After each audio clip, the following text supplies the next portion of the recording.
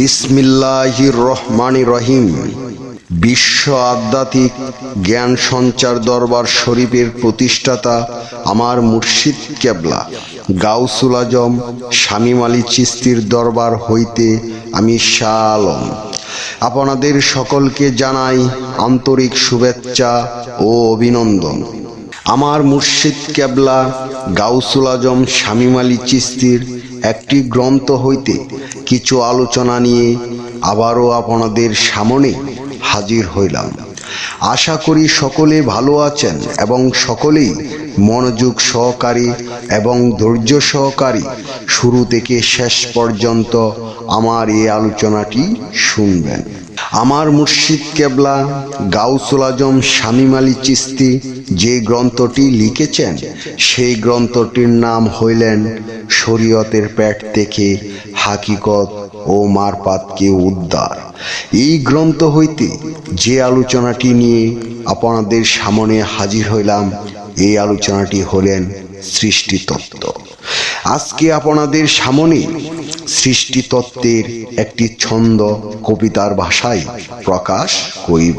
তাই সকলেই মনোযোগ সহকারী এবং ধৈর্য সহকারী শুরু থেকে শেষ পর্যন্ত আমার এই আলোচনাটি শুনুন। শুরুতেই বিশ্বের সকল স্তরে লোকদের উদ্দেশ্য করে বলছি, আমার লক্ষ্য আমার মুর্শিদ কেবলা গাউসুল আজম শামীম আলী চিশতির লেখা গ্রন্থের বিষয়বস্তু আপনাদের সামনে উপস্থাপনা করা, যাতে আপনারা সকলেই হাকিকত জানতে পারেন, বুঝতে পারেন এবং হাকিকতের জ্ঞান নিতে পারেন। শুরুতেই আমি আপনাদের সামনে কবিতার ভাষায় সৃষ্টি তত্ত্বের একটি ছন্দ প্রকাশ করিব। সকলেই শুনুন। সৃষ্টিকুলের হয় শুরু, ঢিমান্ডা শূন্য জিরু। আমি জিরু কোন শূন্যতে স্রষ্টা হিরু। ঢিমান্ডা যেমন শূন্য, ধরা দামে হলাম পূর্ণ। অধরা আছে শূন্য, সেই শূন্যতে স্রষ্টা হিরু। মিশিয়া বাতাসের শনি, স্রষ্টা বিরাজ সবকানি। স্বর্গমত্ত সেই পাতালি, বিরাজমান করলেন শুরু। বাতাস আছে কত প্রকার, কোন বাতাসে স্রষ্টা বিরাজ। তাহা জানার আছে দরকার, সর্বপ্রকার লইয়া হিরু। সূর্য দেহের পরমাত্মা, পরমই হন জীবের সত্তা। কি বলিব সৃষ্টির কথা, গুলে গুলে গোল জিরু।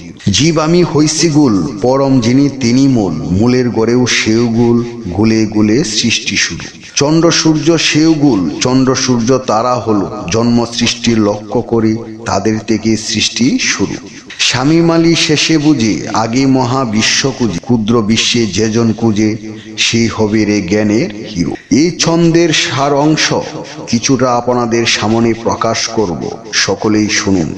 সমস্ত সৃষ্টির আগে স্রষ্টা শূন্যময় হয়েছিলেন বা শূন্যকারী ছিলেন।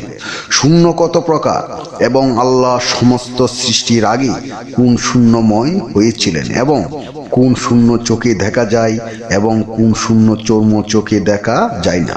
শূন্য তিন প্রকার, একটি শূন্য দেখা যায় ধরায়, আর একটি শূন্য থাকে অধরায়, আরও একটি শূন্য সমস্ত বিশ্ব জগতের বাহির ও ভিতর থেকে সমস্ত সৃষ্টিকে তরায়। তাই বলা হয়, এক আদম দেহ জুড়ে, আরেক আদম বাতাসে ঘুরে, আর একটি আদম সমস্ত সৃষ্টির জগতের বাহির। এর গভীরে যদি আরো কিছু জানতে চান, বুঝতে চান, তাহলে অবশ্যই আমাদের সকলের একজন কামেল মুর্শিদের কাছে যাইয়া আমাদের সেই গভীরে জ্ঞান নিতে হবে।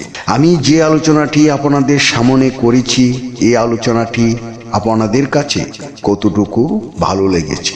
যদি ভালো লেগে থাকে তাহলে আমাদের এই চ্যানেলটি সাবস্ক্রাইব করে দিবেন। সামনে ভালো ভালো আলোচনাগুলো পেয়ে যাবেন এবং আপনারা কি ধরনের আলোচনা চান আমাদেরকে কমেন্টে জানাবেন। আমরা চেষ্টা করিব আপনাদের পছন্দ মতো আলোচনা নিয়ে আসতে। আমার এই আলোচনাটি করতে যাইয়া কথা ভাষা ছন্দে যদি কোনো ভুল হইয়া থাকে, সকলেই আমাকে ক্ষমা ও সুন্দর দৃষ্টিতে দেখবেন। সকলেই আমার জন্য দোয়া করিবেন, আমি যেন আপনাদের সামনে ভালো ভালো আলোচনাগুলো নিয়ে আসতে পারি এবং শোনাইতে পারি। সর্বশেষে সকলের চরণে হাত রেখে একটি কথা বলতে চাই, আল্লাহ গোপনেরও গোপন। সেই গোপনকে পাইতে হলে একজন কামেল মুর্শিদের কাছে যাইয়া বায়াত গ্রহণ করে সেই গোপন ইবাদত ও গোপন সাধনার মাধ্যমে আল্লাহকে লাভ করিতে হইবে। সকলেই ভালো থাকবেন, সুস্থ থাকবেন। আল্লাহ হাফেজ।